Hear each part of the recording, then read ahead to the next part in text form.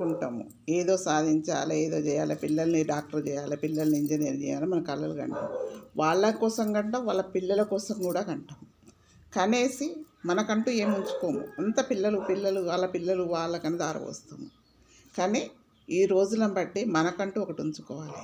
50 వచ్చినాయంటే ఒక కుప్ప పక్కన పెట్టుకోవాలి. ఆ కుప్ప లేకపోతే మాత్రము మనము దేనికి పనికిరాము. పెట్టే వరకు పెట్టాలి, ఒక కుప్ప పక్కకు పెట్టుకోవాలి. ఎవరి మీద ఆధారపడద్దు. కొడుకులు కానీ బిడ్డలు కానీ. డబ్బు ఉన్నంతసేపే బిడ్డలు కొడుకులు. డబ్బు లేకపోతే ఎవ్వరు రారు. మనవాళ్ళు రారు, మనవరాళ్ళు రారు, ఎవ్వరు రారు.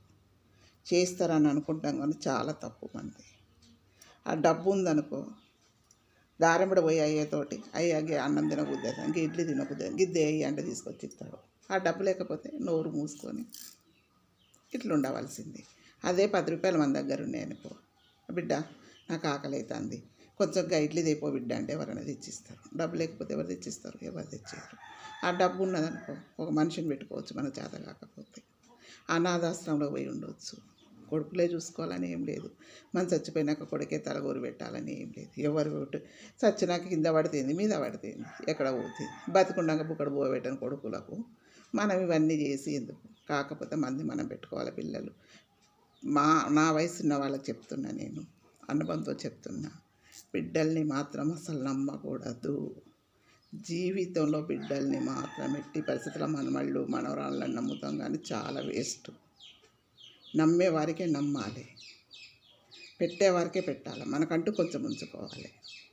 అమ్మగా చెప్తున్నా, అనుభవంతో చెప్తున్నా. ప్లీజ్ లైక్ చేయండి, రైట్ కొట్టండి. అమ్మగా యూట్యూబ్ని అయితే నమ్ముతున్నా, నేను నన్ను పైకి తీస్తారని అనుకుంటున్నా. నేను పిల్లలు అమ్మగా చెప్తున్నా. ప్లీజ్ లైక్ చేయండి, రైట్ కొట్టండి, అందరికీ షేర్ చేయండి.